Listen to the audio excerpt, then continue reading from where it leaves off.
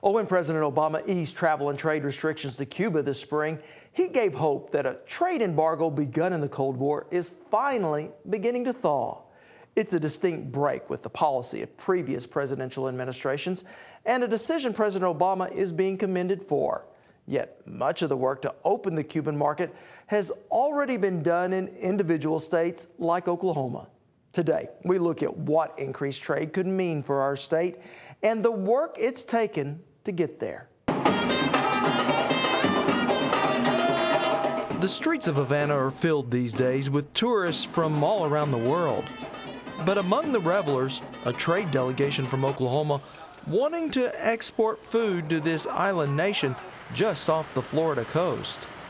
These people have to eat, and we have good products. And the thing that I like about the location is where we are, especially in Oklahoma.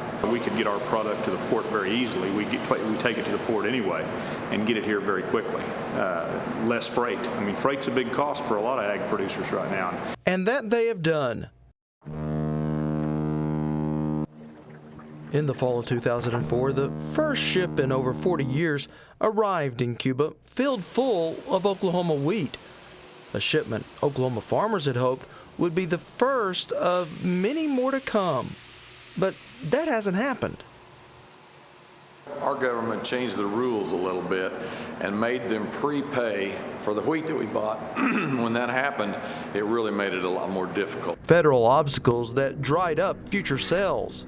Unlike other countries we export to, Cuba must pay in cash before delivery on ships that can't return to the U.S. for a full year, a hurdle that angers Cuban officials and frustrates state leaders. Well, there is a little bit of frustration that we're not as far as what we would have liked to have been from where we were 6 or 7 years ago.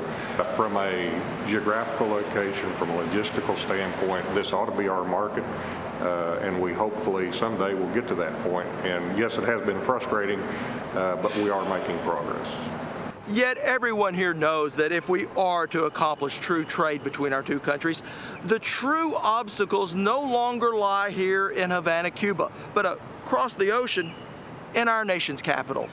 During the presidential campaign, candidate Obama stated his intention to lift the current trade embargo, and this spring, President Obama took the first step, lifting restrictions on Cuban Americans wanting to travel and send money to their island homeland.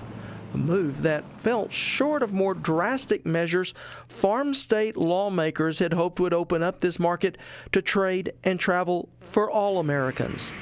Something officials here, like Alexander Cartaya, are constantly pushing for. We receive 2 million tourists a year, and a little over that this year.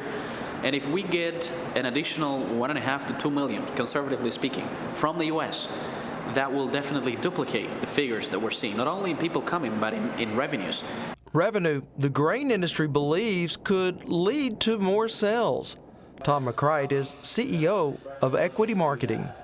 Any kind of relationship that we can build with any foreign country importer of our commodities is a positive thing.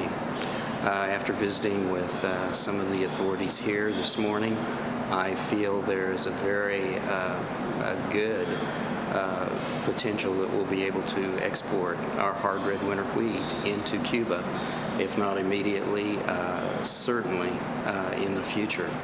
According to Secretary of Agriculture Terry Peach, the opening of the Cuban market is no longer a question of if, but of when.